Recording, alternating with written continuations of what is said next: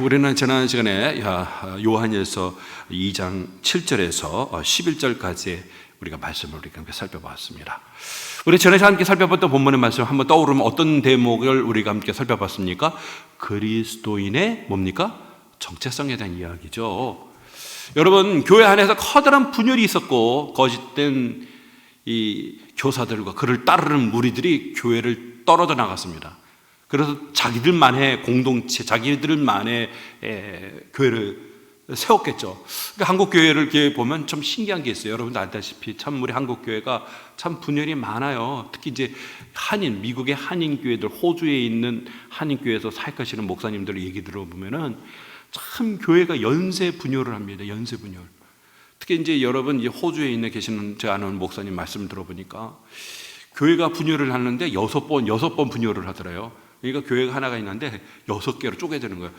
교회가 있다가 쪼개지고 또 쪼개진 교회에서 또 쪼개지고 또 쪼개진 교회에서 연쇄 분열을 계속 이제 교회가 그런 교회 중에서 이제 하나 이제 교회가 해갖고 막 부흥이 돼서 200여 명의 성도들이 같이 모여가지고 한 목사님 말씀이 깊으시거든요. 그 말씀에서 근데 목사님이 이제 아시다시피 이제 한인교회 같은 경우는 이제 횟수가 5년, 7년 되면 투표를 해요. 그런데 이제 목사님이 이제 오랫동안 외국에 있으니까 본국으로 돌아가고 싶어서 그래서 이제 한국으로 돌아가 버리니까 또 교회가 그걸로 또 후임자 왔는데 이제 서로 간에 이제 목양이 좀 다르죠. 그러다 보니 또 교회라도 분열이 되고.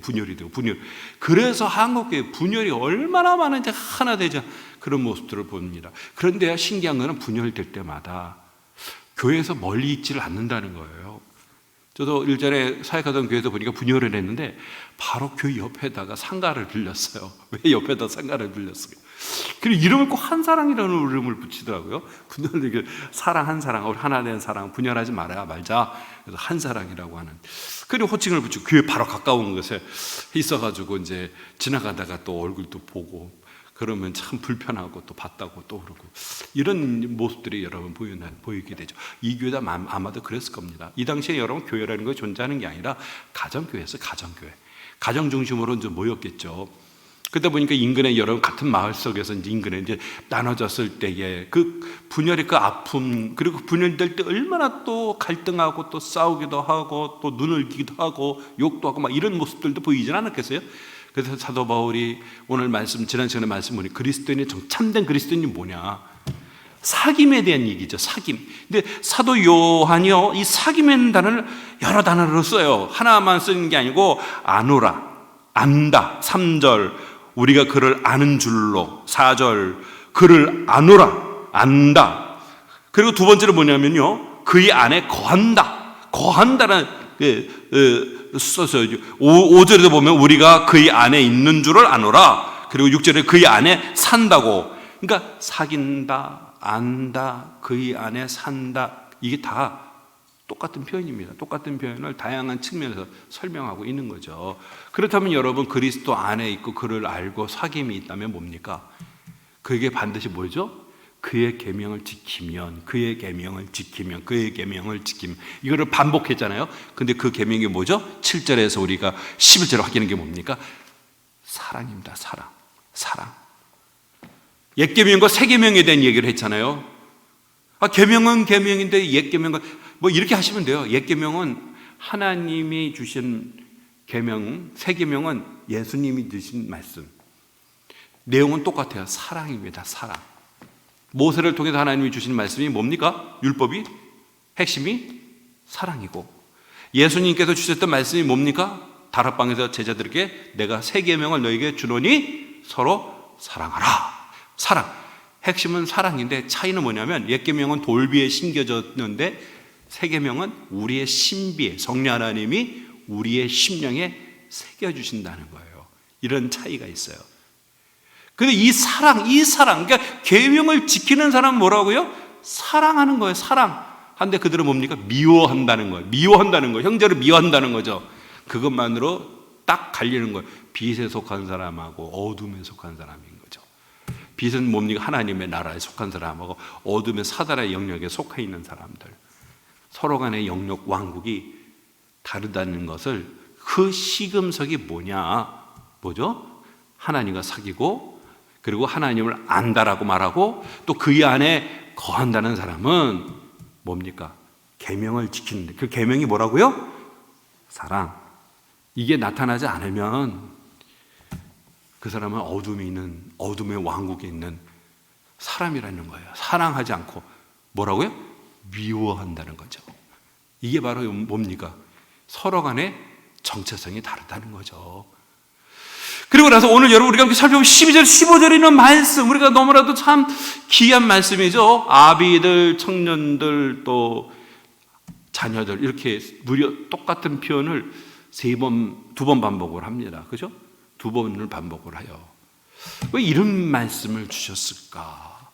처음에는 어떤 면에서 자녀들이라고 12절에 말하고, 그 다가 13절에 아비들이라고 말하고, 그 다음에 청년이라고 말하고, 그러다가 또 14절에 아이들아라고 또 똑같은 말이죠. 그다가 또 뭡니까? 아비들이라고 또 말을 하고, 또 청년들이라고 말을 하고, 같아요. 아비들, 그리고 아이들, 아비들, 청년들, 아이들, 아비들, 청년들, 똑같은 말을, 똑같은 내용을 두 번 반복을 하고 있어요. 두 번 반복을 합니다. 그리고 나서 끝나고 15절부터 바울이 실천적인 명령을 합니다. 이 세상 것을 사랑하면 안 돼 라고 했어요. 여러분, 신학적으로 이런 표현을요, 직설법과 명령법이라고 말을 합니다. 직설법과 명령법. 성경은 이런 구조로 되어 있어요. 직설법이라는 것은 하나님의 진리를 진술하는 겁니다. 신앙의 고백, 우리들의 믿음의 내용을 진술하는 게 직설법이라면, 명령법은 그 말씀을 근거로 해서 실천을 명령하는 겁니다. 이런 패턴으로 사도 바울은 편지를 쓸 때 이런 패턴으로 말하거든요. 처음에는 진리의 말씀을 진술하고, 우리가 믿는 바를 진술하고, 그 다음에 뭐죠? 그에 부합하는 우리의 행동을 촉구합니다. 그래서 그걸 직설법과 명령법이다, 이렇게 구분을 하죠. 그렇다면 여러분, 그동안에 우리가 말씀을 보면은요, 이 요한일서 2장 11절까지 말씀을 딱 보면, 그 다음에 바울이 예측하는 진술은 어떤 내용일까요? 명령입니다. 실천입니다. 그 사실은 15절로 가는 게 자연스러워요. 11절에서 15절로 연결이 돼야 자연스러워요.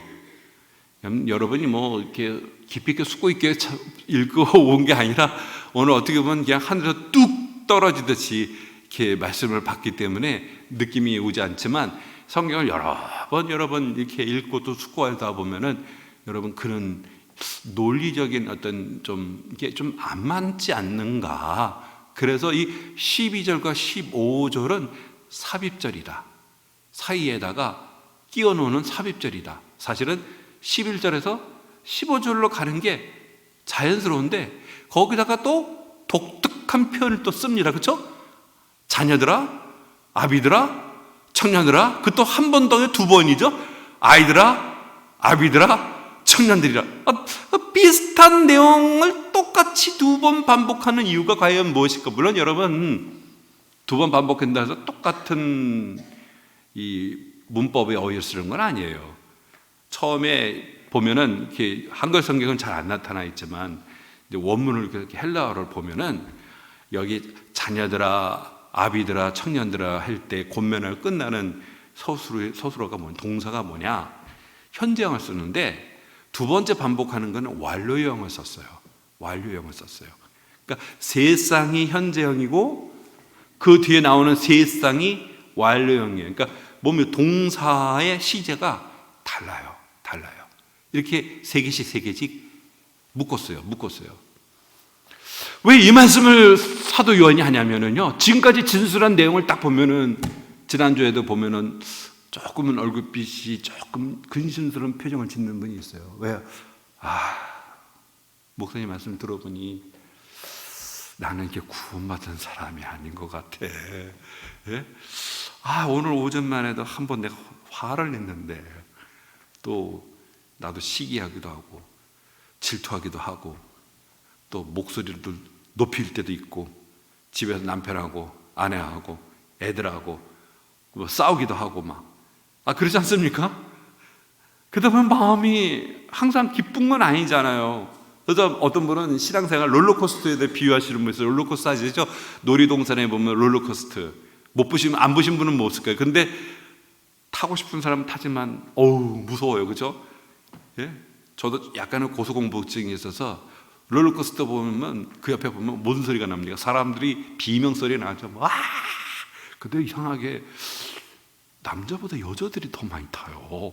예? 줄 서 있는 거 보면은 남자보다 여자들이 많이 타요. 그래서 아, 심장의 차이가 있나? 바이킹도 아시죠, 여러분? 바이킹. 예? 바이킹. 이것도 보면 줄 서는 거 보면은 남자보다 여자들이 더 많이 타요. 여러분, 극도의 공포심을 느끼는 뭔가 짜릿함이 있잖아요. 근데 롤러코스터는 보면은 뭡니까? 사람들이 무서워하는 사람들은 뭡니까? 속도죠, 속도. 엄청난 속도로 막 달려가는데 그냥 가지 않아요. 꼭대기로 올라갔다가 갑자기 떨어졌다가 트위스트로 막 꽈요. 좌로 갔다가 우로 갔다가 막. 그러니까 막 사람들이 비명하는데 거기서 뭔가 스릴을 느끼는 거죠. 스릴을. 저도 몇 번 탔는데 아우, 돈 주고 안 타고 싶어요. 예? 그거 왜 타는지 그런 생각이 드는데 재밌대요. 막 그걸 두 번씩 타는 사람도 있고. 근데 신앙생활을 롤러코스터 비유합니다. 왜냐하면 롤러코스터를 보면 우리 인생이 마치 롤러코스터를 타는 것 같다는 거예요. 갑자기 하늘을 올라가듯이 올라가다가 예상치 않게 그냥 거기서 꺾어져가지고 그냥 내리꽂아 버리는 거예요. 갑자기 이 롤러코스터 옆으로 가서 막 틀다가 또 정상으로 돌아오다가 달리다가 떨어졌다가 올라갔다, 이런 롤러코스터의 신앙생활. 울고 불고 주를 위해서 내가 헌신하겠다고 두 손을 들고 하나님 앞에 맹세하다가 어느 순간이면 내가 과연 구원받았는가? 하나님 살아계신가? 막 이런 식의 신앙의 롤러코스터를 계속 반복하는 경우가 있어요. 그러다가 이제 아다리를 잘못 만났네요. 그리스도의 정체성이라는 주제로 목사님이 요한일서 뭡니까? 2장 7절에서 11절의 말씀을 했네요. 아이고, 걸렸습니다. 걸렸어요. 아, 나는 아무래도 나 신앙을 다시 한번 돌아봐야 돼. 내가 과연 그리스도 피가 나를 깨끗하게 씻겼나? 그냥 내 느낌이 아닌가? 이런 생각을 갖게 된단 말이에요. 오늘 여러분 12절에 15절에는 말씀은 이런 면은 사도 요한이 다 알고 있어요. 지금 이제 사도 요한이 거짓된 교사와 지금 남아있는 성도들, 그 가운데 그 차이, 그들이 왜 교회를 떠났는가에 대한 그 차이에 대한 설명을 하냐고 지금 집중을 했는데, 여러분 사도 요한은 그냥 탁상에 앉아있는 신학자만 아닙니다. 이분은 목회자예요. 목회자. 예? 그냥 책상에서 서재 앉아서 성경만 연구하는 사람이 아니에요. 이 사람은 추측컨대 나이가 거의 80세, 90세 가까운 노인입니다. 일평생 주님과 함께 동고동락을 했고, 또 정말 뭡니까? 산전수전 참 고생 많이 한 사람입니다. 고령의 나이에 인간으로 겪어야 될 모든 걸 다 겪은 누구보다도 양떼들의 연약함을 잘 아는 사람이에요. 그래서 이쯤에서 잠깐 멈추고 지금 사도 요한이 12절에 15절에서 말하고자 하는 것은 성도들을 어루만져 주려고 합니다. 위로해 주려고 합니다. 무엇을요? 얼굴빛을 보니까 불안해하는 거예요. 내가 과연 구원받았나? 그걸 알고 너희들 구원받았어. 내가 그 증거를 얘기할 테니까 너희들 구원받았어. 염려하지 마라. 그 사도 요한은 이 점을 아는 거예요. 지금 오늘 이 15절의 말씀은 위로하는 거예요. 위로하고 어루만져 주는 겁니다. 그래서 이렇게 보면은 여러분, 자녀들이라는 표현과 아비들이라는 표현과 청년이라고, 어떤 사람은 교회 안에 있는 세 가지 층의 사람들에게 얘기하는 거다. 세 가지 부류의 사람들에게 각각에 얘기하는 거다. 그래서 그러면은 오늘 본문에 여러분, 자녀들에게 뭡니까? 내가 너에게 쓰는 것은 너희 죄가 그의 이름으로 말미암아 사함을 받았습니다. 그래갖고 자녀들만 사함 받은 거예요. 아비들이나 청년들은 사함 받지 않은 겁니까? 또 뭡니까 여러분? 아비들이요, 내가 너희가 쓰는 것은 너희가 태초부터 계신 일을 알았으며. 이 아비들만 태초부터 계신 일을 아는 거예요. 다른 사람들은 모르는 겁니까? 청년들이죠. 청년들은 내가 너희에게 쓰는 것은 너희가 악한 자를 이겼습니다. 여러분, 이 청년들만 악한 자를 이긴 거예요? 다른 사람들은 이기지 못한 겁니까? 아니잖아요. 오늘 여러분, 사도 요한이 이렇게 세 계층으로 나누는 것은 교회를 구성하는 성도들의 그 연령대를 향해서 여러분 말하는 게 아니에요. 왜냐하면 사도 요한은 이 자녀들아, 아이들이라는 표현을 성도들 공동체 전체를 향해서 자주 사용합니다. 사랑하는 자녀들아, 사랑하는 자녀들아. 여러분 2장 1절에 보세요.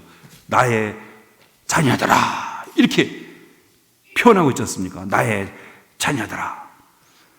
사도 요한은요, 권면할 때마다 자녀라는 표현을 항상 사용합니다. 그러니까 이 자녀라는 표현은 뭡니까, 여러분? 보편적인 성도들 모두를 향해서 가르치는 표현이에요.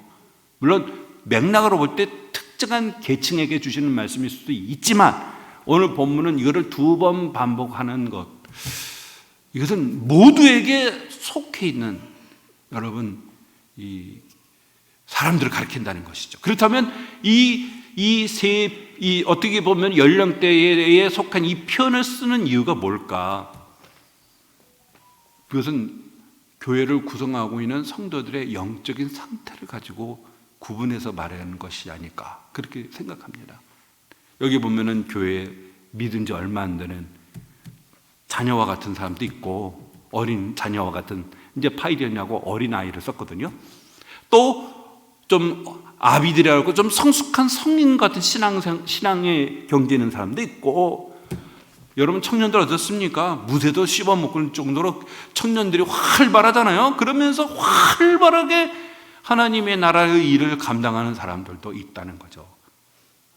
그래서 이런 표현들을 우리가 생각해 볼 때에 오늘 이 말씀 속에서 담고 있는 바는 무엇이냐면은 교회를 구성하고 있는 그 연령대를 향해서 주시는 말씀이 아니라 그 교회 안에는 성도들의 어떻습니까? 나이를 불문하고 이런 영적인 상태에 있는 불의의 사람들, 이들을 향해서 주시는 사도 요한의 말씀인데 어떤 말씀입니까?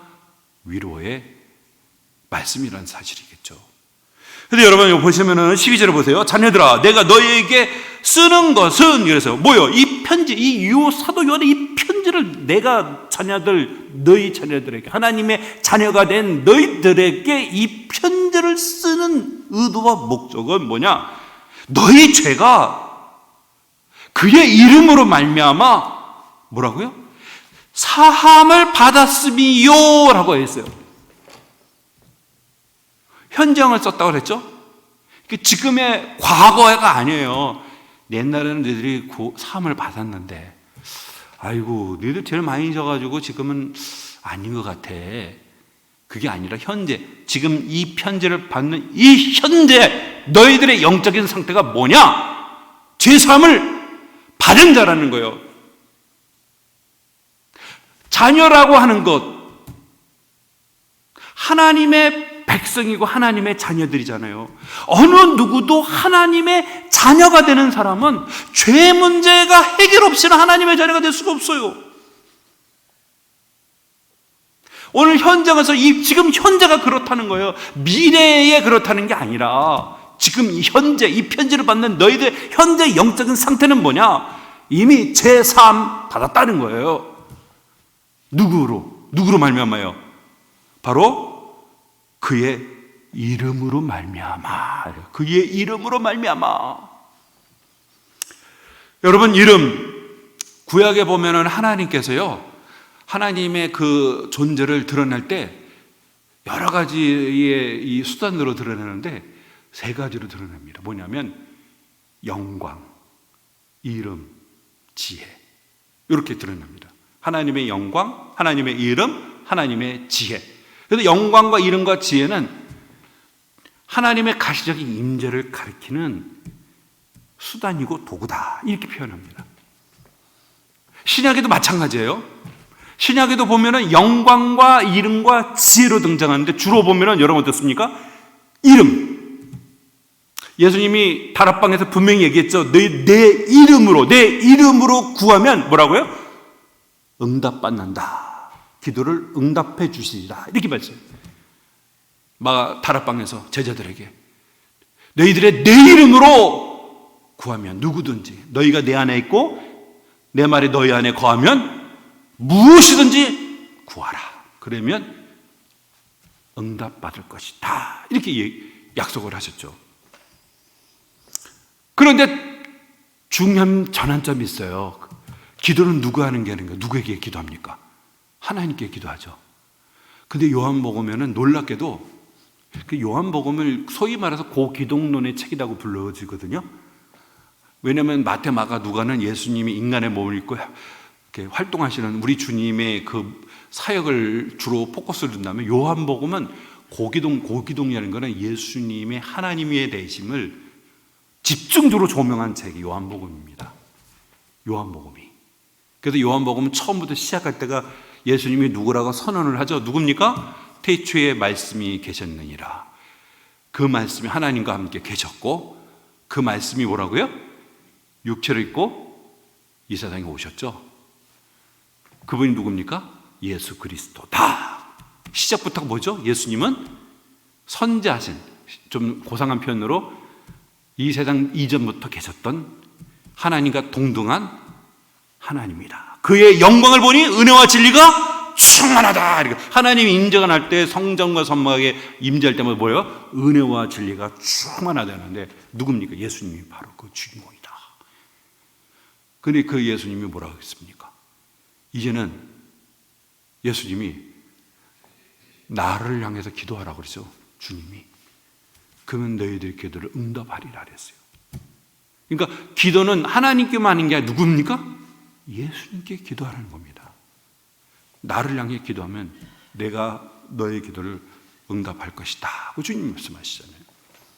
근데 여러분 보시면은요, 신약으로 펼쳐지면서 사도들이 사역할 때마다 어떻습니까? 예수의 이름으로 선포를 하잖아요. 예수의 이름으로 선포가 되면 기적이 일어나고 능력이 나타나고 병자가 치유되고 예수를 믿고 구원을 받는 역사가 일어나는 거예요. 그 여러분 요한 사도행전 3장에 보면 베드로가 요한이 성전에 올라가서 그 나면서 앉은 뱅이 된 사람을 보더니면서 이렇게 말했죠. 내게 은과 금은 없거니와 내게 있는 것을 내게 주노니 나사렛 예수의 뭐라고요? 이름으로 일어나 걸으라. 잡아당기는 그 순간 발목에 힘줄에 힘이 쏟으면서 그 자리에서 포착 뛰더니 이 사람이 걷기 시작하니 성전에 가서 막 뛰노는 놀라운 기적의 역사가 일어났죠. 산헤드린 공의 베드로 요한이 체포됐을 때 더 이상 예수 이름으로 전하지 말라고 그랬던 거니까 다른 이름으로는 구원을 받아서 천하 인간에게 구원받은 이름을 주신 바가 없다 그랬어요. 이름. 근데 여러분, 이름은 하나님의 영광의 현시이고 그의 인격의 현존을 의미하는 게 이름입니다. 이름. 오늘 여러분 죄 사함을 어떻게 받는 거예요? 그의 이름입니다. 그 이름이 누굽니까? 예수 그리스도. 인격이 되시는 예수 그리스도. 그 그리스도를 의지할 때에, 그리스도를 신뢰할 때에 여러분 죄 사함을 받는 거예요. 그건 우리들이 감정이 되는 것도 아니고요, 우리 공로로 되는 것도 아니고, 우리 선행으로 되는 것도 아니에요. 죄 사함은 누가 해주는 겁니까? 그 권한은 하나님이 하시는 거예요. 영국의 한 감옥에서 여왕이 특사로 특별 사면을 해줬어요. 여러 가지 감옥 안에 있는 교도소에 있는 죄수들이 다 풀려나오게 되었어요. 그런데 한자서 나오면서 교도관 보고, 저는 너무 많이 죄를 지어서 저 같은 사람이 어떻게 이 교도소에서 나갈 수 있습니까? 그랬더니 왕이 용서를 했다면 용서된 거야. 나가. 그래서 나갔어요. 여러분, 우리의 감정이 중요한 게 아니에요. 예? 내 느낌이 용서받을 만할 때 용서가 되는 게 아닙니다. 일방적인 거예요. 선언이에요. 하나님이 십자가에서 우리 죄를 위해서 죽으셨음을 우리가 믿음으로 고백하고 연합이 될 때 저와 여러분의 모든 죄가 깨끗하게 씻겨진다는 사실이에요. 그 죄사함은 어디서 온다고요? 예수의 이름, 능력의 이름, 탁월한 그 이름에서 온다는 것입니다. 얼마 전에 제가 컴퓨터를 하다가 이런 일이 많이 벌어졌어요. 밤늦게까지 주일날, 토요일날 말씀이 준비가 됐습니다. 그래서 이제 버튼만 딱 누르면은 이제 한 7장, 10장 그 A4 용지로 설교가 이제 딱 나오면 이제 그거를 이제 서재에 올려놓고 기도하고 하나님 감사합니다 하고 이제 저는 이제 집으로 오면 되는데 어떻게 잘못 눌러가지고 문서가 다 사라졌어요. 제 기술을 복원할 수가 없어요. 막 땀이 삐질삐질 흘리는 거예요. 이 말씀을 준비하냐고 하루를 식사도 제대로 못하고 아침 저녁까지 며칠 동안 묵상하고 해서 그 모든 거를 기울여서 준비했던 말씀이 다 사라졌어요. 여러 프로그램도 해보고 전화도 해보고 어떻게 복원할 수 없어요. 깨끗해졌어요. 복원이 안 돼요. 그럼 뭡니까? 그때부터 다시금 기억을 떠올려서 다시금 새벽 4시까지 올빼미 눈이 될 때까지 말씀을 다시금 준비를 이제 기억은 있으니까. 근데 또다시 그 참 A4 7장 10장을 쓴다는 게 쉬운 게 아니잖아요. 그래서 준비하는 거죠. 그와 같은 거예요, 여러분. 싹 줘버려요. 아이 막 좀 복원 좀 해보려고 여기저기 막 해도 안 돼요. 한 번 삭제되는 거는 목사님 뽀렌식 있잖아요. 그거는 이제 예배고요. 범죄를 저지른 사람들은 뽀렌식을 썼던가 그러죠. 하지만 여러분 어떻습니까? 일상적으로 우리 한번 지어주면은 복원이 안 되는 거예요. 우리 하나님은 한마디 두 마디 하는 분은 아닙니다. 우리 죄를 사해 주셨을 때 끝입니다. 다 끝난 거예요. 끝난 거예요. 더 이상 하나님이 보니까 너 좀 이거는 좀 짚고 가야 되겠다. 우리 인간은 그렇잖아요.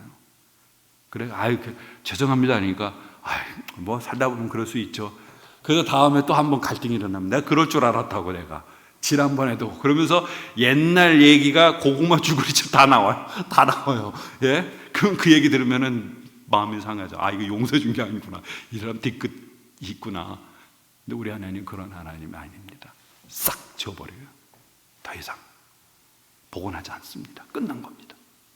두 번째, 여러분 아비들이라고 했어요. 여러분 13절 아비들아 내가 너희에게 쓰는 것은 너희가 태초부터 계신 이를 알았습니다. 여러분 태초부터 계신 이가 누구예요? 여기서 가르치는 본문에서 말하는 태초부터 계신 이가 누굽니까? 예수님이에요. 1장 1절에 태초부터라고 표현을 썼잖아요. 태초부터 있는 생명의 말씀에 관하여는 우리가 들은 바요 눈으로 본 바요 자세히 보고 우리의 손으로 만진 바라. 그분이 누굽니까? 이 생명이 나타내신 바 된지라 그러죠. 예수 그리스도요. 예수 그리스도로 뭡니까 여러분? 태초부터 계신 이를 뭐라고요? 알았다는 겁니다. 알았다는 거죠. 여기서 안다는 것은 지적인 안음이 아니라 관계용입니다. 관계용입니다. 인격적인 만남입니다. 여러분 우리의 죄가 예수의 이름으로 사함을 받았을 때 그 다음에 일어난 일이 뭡니까? 하나님과 깊은 신뢰의 관계, 인격적인 만남의 관계로 형성이 되어진다는 사실이에요. 옛날에 교회 한 청년이 되게 좀 부정적이었어요.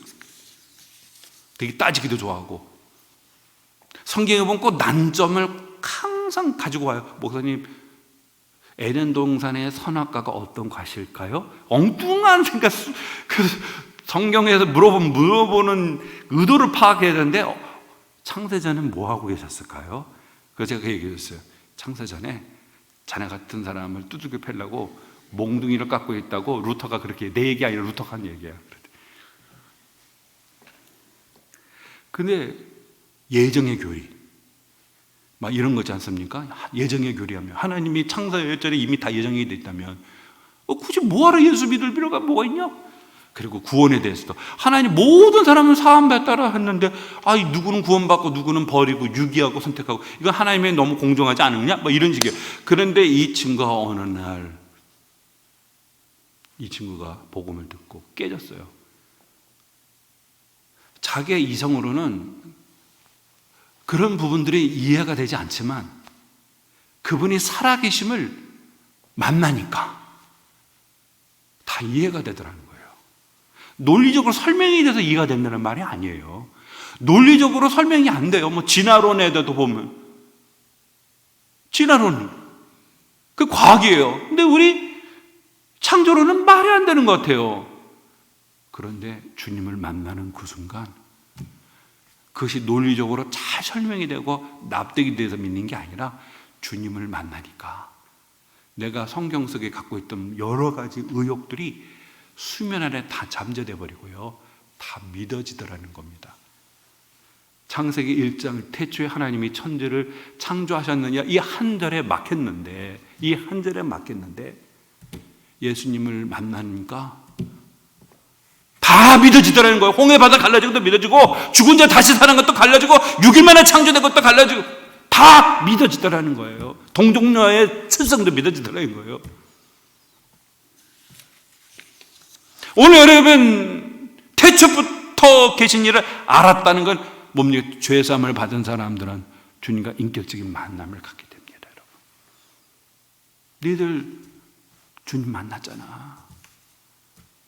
너희들 구원받은 백성 맞아.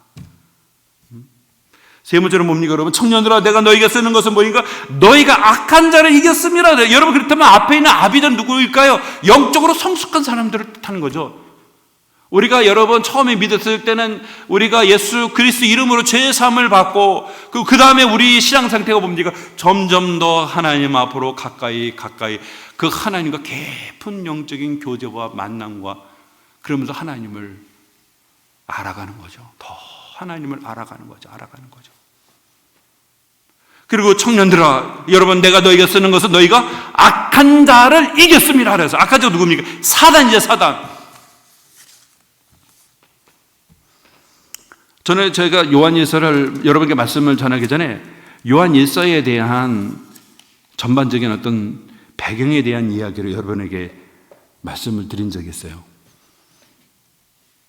왜 이 교회 이런 분열이 있었을까? 그 영적인 배후에는 뭐가 있냐면 사단이라는 거죠. 그래서 요한일서 5장 19절에 이런 말씀이 있죠. 또 아는 것은 우리는 하나님께 속하고 온 세상은 악한 자 안에 처했습니다. 이게 바로 우리가 짚고 가야 될 대목입니다. 악한 자에게 처해 있다는 건 통치 아래 있다는 겁니다. 사단에게. 그리고 그 사단이 주된 타겟이 뭡니까? 주님의 피값으로 세워진 교회가 타겟이죠. 근데 오늘 보니까 악한 자를 이겼다라고 말하고 있어요. 주님이 요한복음 말씀하셨죠. 내가 세상을 이겼노라. 담대하라. 내가 세상을 이겼노라. 우리가 어떻게 악한 자를 상대로 이길 수 있습니까, 여러분? 악한 자를 상대로 이길 수 있는 것은 우리가 더 강한 분 안에 있으면 이깁니다. 옛날에 여러분 동네에서 애들이 놀 때 보면은 애들끼리 서로 막 시비가 할래요. 뭐 딱지치기를 하든 구슬치기를 하다가 뭐 오징어 게임을 하든 하다 보면 아이들끼리 막 갈등하고 막 그 땅 가지고 그냥 자기들 땅도 아닌 걸 가지고 막 이렇게 땅 따먹기 하다가 뭐 그거 하나 가지고 막 멱살 잡기도 하고 막 그 싸우기도 하고 막 그래요. 그러다 힘에 밀려가지고 엉엉 울어요. 근데 걔 가다가 잠시 누가 오냐면 그 집에 큰형이 오는 거예요. 야, 누가 내 동생 울렸어? 애들이 사시나무 떨듯이 다 떨어요. 목소리가 변조가 됩니다. 두려운 거예요. 걔가 두려워서 그런 거 아니죠. 그 뒤에 있는 사람 누가 있는 거예요? 예? 형이 있는 거예요. 형. 어떤 애는 아버지를 불러요. 아빠! 그러면 애들 다 도망쳐요. 아버지가 오면 안 되거든요. 사단이 두려워하는 건 저와 여러분을 두려워하는 게 아닙니다. 저와 여러분의 뒤에 있는 분이 있기 때문에 그분이 두려운 거예요. 여러분, 우리 주님과 조우할 때의 장면 한번 보세요. 여러분 보시면은 그 군대 귀신 들린 사람, 거라사 광인, 이 사람은 양손과 발을 쇠사슬과 쇠고랑으로 착고에 채웠어요. 여러 사람이 달려들어서 어거왔는데도 통제할 수가 없어서 이 사람이 무덤에서 삽니다. 이게 인간이나 말할 수 없어요. 무덤에서 그 사람이 삽니다. 근데 이 거라사 광인이 예수님이 딱 배를 정박하고 발을 딱 해변가에 딛자마자 늑달같이 달려오죠. 그래서 주님이 너 이름 뭐냐 그랬더니 레기온입니다. 로마 라틴어 군대, 군단의 내견이라는 거예요. 나중에 보면은 돼지떼 들어가지고 강가로 그냥 비탈로 막 달려가지고 수천 마리가 죽잖아요. 그런데 예수님을 보자마자 어떻습니까? 사시나무 떨듯 막 떨죠. 그리고 뭐라고 합니까? 예? 때가 아직 이르지 않았는데 무적행에다가 던지려고 하느냐고. 예? 그러면서 뭡니까? 돼지떼에 좀 들어가게 해달라고 하죠.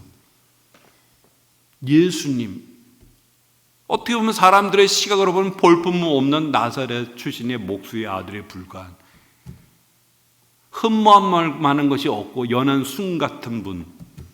그런데 그 군대 귀신 들린 사람이 주님을 보자마자 사시나무 떨고 아직 때가 이르지 않았는데 우리를 거기다 던지지 말아달라고. 그분이 누굽니까? 예수님입니다. 성경은 그 주님이, 여러분 골로새서 1장 15절에 20절에 말하잖아요. 만물의 창조주라고 말하고 있어요. 이 세상이 창조되기 영원 전에 계셨고 만물의 창조주고 만왕의 왕이 되신 분이 예수님입니다. 예? 이 세상에 있을 때는 예수님이 초라하게 누더기 같은 옷을 입고 다니시고 여우도 날아다니는 새도 굴 입고 집 있건만 인자는 머리 둘 곳이 없다고 하신 주님입니다. 그런 주님 앞에 그 군대 귀신 들린 자가 사시나무 떨듯이 막 떠는 그 모습. 우리 주님이 전지전능하신 하나님이십니다. 우리가 그 하나님을 의지하고 그 하나님 안에 거할 때에 우리가 무서워서 건드리지 않은 거 아니에요. 잘못해 건드렸다간 그 형한테, 아버지한테 그냥 한 대 맞으면 끝이에요. 예? 무서운 거죠. 애들 다 도망쳤어요. 한 애가 불러서는 안 되는 금교를 불렀죠. 아빠! 그 소리에 애들이 어떤 도망가다가 자빠지고 또 어디 기둥에 부딪혀서 쓰러진 놈도 있고, 얼마나 무서우면 애들이 그렇게 도망치겠어요. 인간 사회도 그런데 하나님! 불러보세요. 사람이 무서워서 오줌 싸고 도망쳐버려요. 무서워서. 그분이 저와 여러분의 아버지가 되십니다. 여러분 믿음으로 아버지를 의지하기를 바랍니다. 여러분 14절, 아이들아 내가 너희에게 쓰는 것은 너희가 아버지를 알았으며, 아비들아 내가 너희에게 쓰는 것은 너희가 태초부터 계신 이를 알았으며, 청년들아 내가 너희에게 쓴 것은 너희가 강하고 하나님의 말씀이 너희 안에 거하시며 너희가 흉악한 자를 이겼음이라 라고 말하고 있죠. 여기 보면 이게 완료형입니다. 완료형. 완료형은 어떤 의미냐면 과거에 있었던 행위와 결과가 거기서 끝나는 게 아니라 지금까지도 계속 그 결과가 지금까지도 지속이 된다는 뜻입니다. 오늘 여기 아이들 어땠죠?